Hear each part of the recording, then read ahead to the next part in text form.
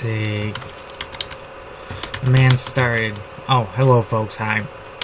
Just gonna start some writing, and we'll see where we go. Started blubbering before Garibay. He wasn't incoherent. He was clearly speaking something in his word tongue. The language of his people. People is, let's see, his word tongue. It was a language that Garibay knew very few words of, so she had no clue what he was saying. She had a pretty good idea. She was pretty certain that he was begging her for his life. She allowed an evil smirk to cross her features. A jade soldier pleading for his life, Garibay asked in an amused tone.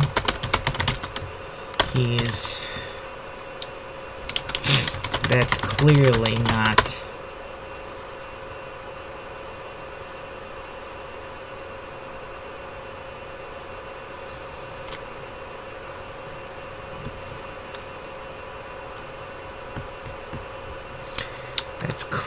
not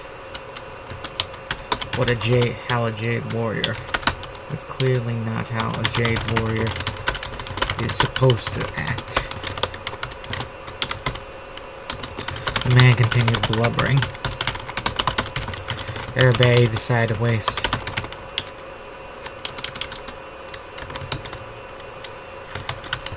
Listen, no one will know you died in such a pitiful way. Garibay reassured. Your parents will think you died bravely. Garibay then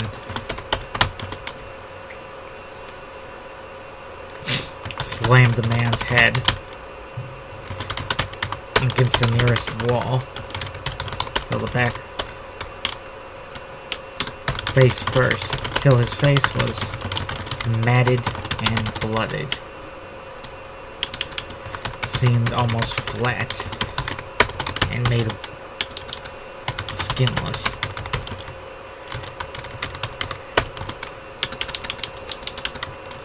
To make sure he was done, Garibay seized some twig-sized piece of wood from a window frame that fell from a busted window frame, threw it into his throat, deep as she could.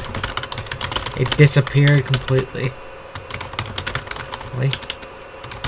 Besides the entrance wound, which was soon spilling blood, erupting blood. The man shivered where he fell, and Garibay just walked away. Just stepped through the broken window and entered the building.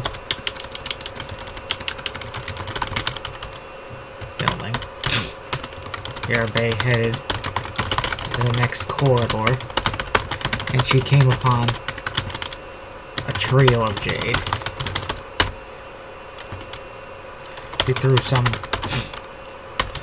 old wooden cabinet their way, smashed in front of them.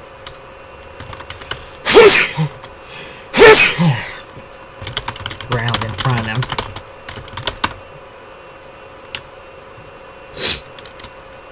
The trio dodged it. Returned fire and opened fire. Garibay. She seized their weapon from one of them, spun it around, and shot down all three of them. where they stood. Another Jade came running from down that same corridor, firing from the hip.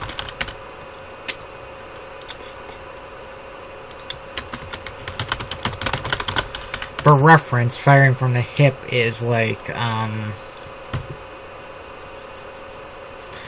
when people, you know, when you see the gangsters in the Tommy gun, you know, in the gangster movies where they have the Tommy guns and they're firing, and the gun is like about their belly. They're not aiming down the sights, or they're not aiming down the sights, they're just aiming in like a very basic way. I call that kind of like the shotgun way of aiming, because someone just cocks a shotgun someone's way and assumes that if they fire, some of the pellets will catch them. Let's see, firing from the hip as he ran. Garibay took up one of the fallen rifles and threw it at the man hard enough that he was knocked right on his back, his feet, and laid stunned on the floor.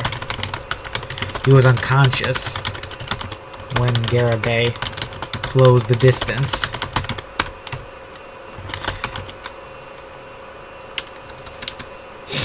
It occurred to Garibay that she could have just knocked out her foes through her military career. He could have spared many lives on many missions. Actually, the ones less so. The ones where she had to eliminate someone specifically. Honestly, Garibay would have had Garibay only had to kill the people she was ordered to. He would be responsible for only killed. Why did I say only had to kill? A mere 5 dead instead of hundreds. It was a little late for it to change her MO.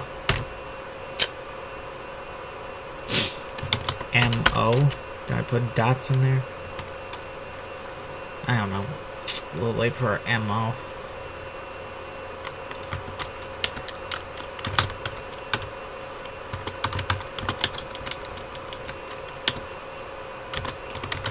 Garibay picked up the man. Tried to focus her energy on the man's neck. To crush it inside to crush the bones inside and kill him that way. It didn't work for some reason. So Garibay picked him up to the ceiling and slammed him down to the ground as hard as he could, as hard as she could, letting the impact kill him. Him hitting the ground, the sound of him hitting the ground, the man hitting the ground, and was akin to the sound of a heavy book falling off the table. Garibay didn't hear any bones breaking.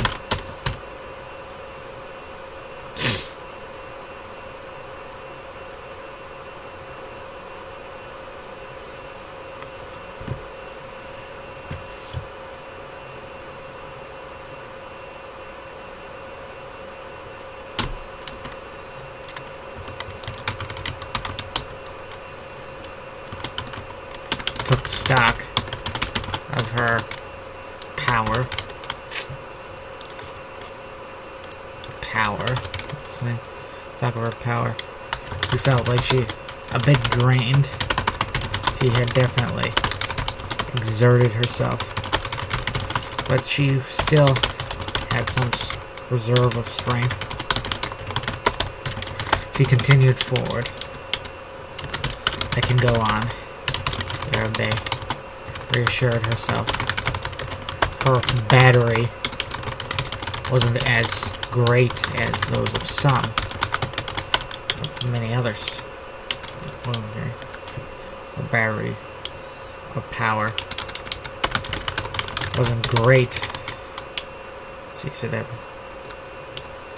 her battery wasn't as long lasting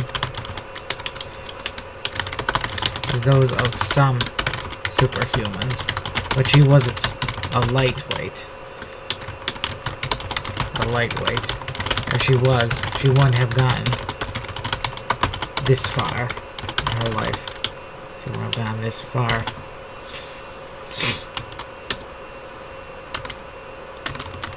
Arabe headed down the next corridor, and she found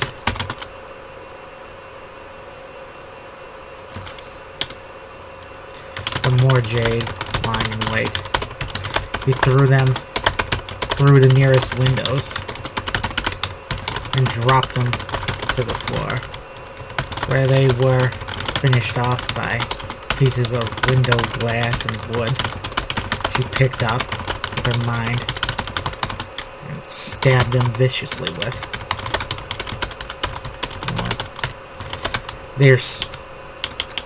Both men screamed, but their suffering was over quick. There were many closed doors in the hallway, and Yarabe used her power to smash them open, in various ways. The first door she kicked inward. It turned out to lead to some closet. The second door led to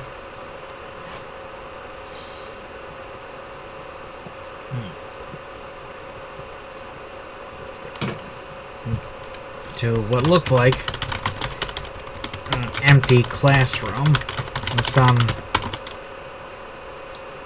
with some engineer designs on the wall. Designs on paper on the chalkboard,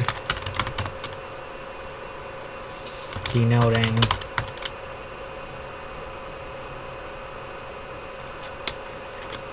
detailing different kinds of mines. Yarabe was pretty sure they were jade-type mines. Going to mine the island. To mine this island, Yarabe muttered. Good thing we got this mission before you could. Mine. Let's see. Check. Yarabe wasn't thinking. I'm thinking of the variety of sea mines that her teammate Zisper had taken care of. Were they one type? Let's see. The next door led to another classroom, but this one was occupied by Jade troops. There was a trio of them sitting behind a bunch of stacked up furniture, including chairs and desks. They opened up on Yarabe. Yarabe didn't stand in the doorway like some simpleton when forcing the door open. She was back in the hall when the Jade occupants cut loose. Yarabe flung the door at them as her first salvo. Then she willed the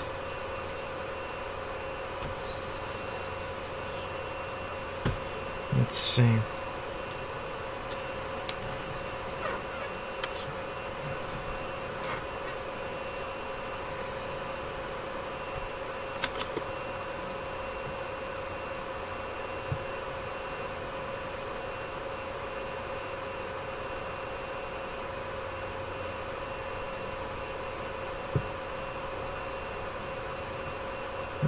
Then she willed, and she seized control of the big pile of furniture in front of the three men.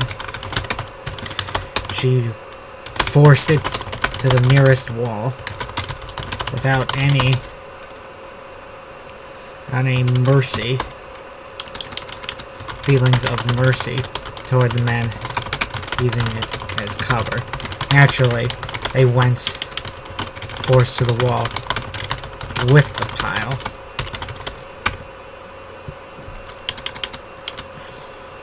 Garibay kept up the pressure, crushing the men. They let out terrible screams that were cut short as their lungs were squeezed flat, and their chests were also terribly broken, particularly their rib cages.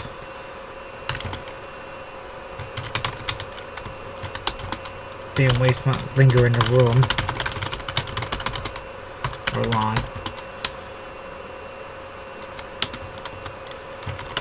Three men all spat up blood before dying.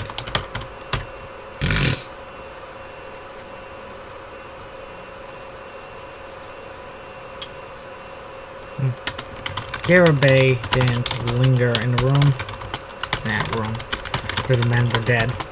After seeing the men were dead, she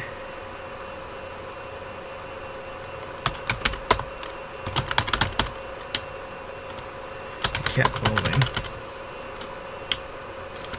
She headed down the next hallway.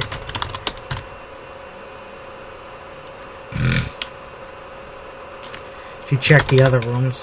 She moved back in the hall and checked the other rooms, finding them empty. Let's see, kick the door. There's the door. She kicked inward with her mind, not her boots, not her feet.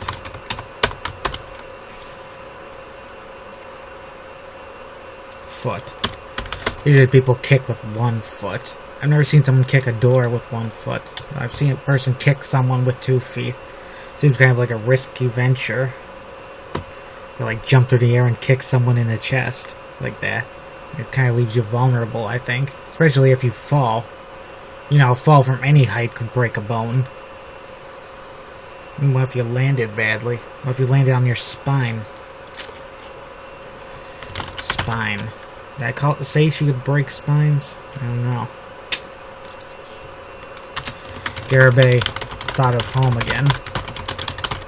She imagined it as desolate and as a desolate wasteland. Desolate NBC riddled wasteland. Riddled? No, that's not. That's gotta be the right one, I think.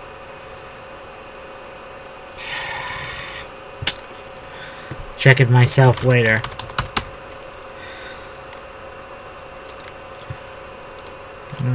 Let's see, it's an NBC riddled wasteland. Let's see, no one had... She had heard that large chunks of the world had been left that way, thanks to the 1-month war and the green slaughter, which claimed 1 billion lives and blighted much of the world, perhaps permanently.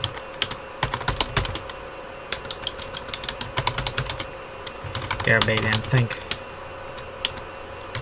Garibay hadn't been back home since before the 1-month war.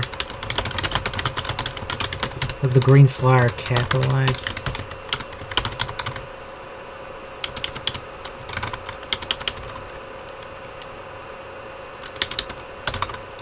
Slaughter. Well, I capitalized it once. I guess you probably should capitalize something that killed 1 billion people. You capitalized the Holocaust, the 9/11 terrorist attacks, various school shootings. Let's see. And I'm back home since before the 1-month war. Let's see. So she had no idea. It was fine last time she saw it. But who knows now? Even though people she cared about, most back home were gone, she still wanted to protect home. She wanted to protect it in the memory of her mother and family.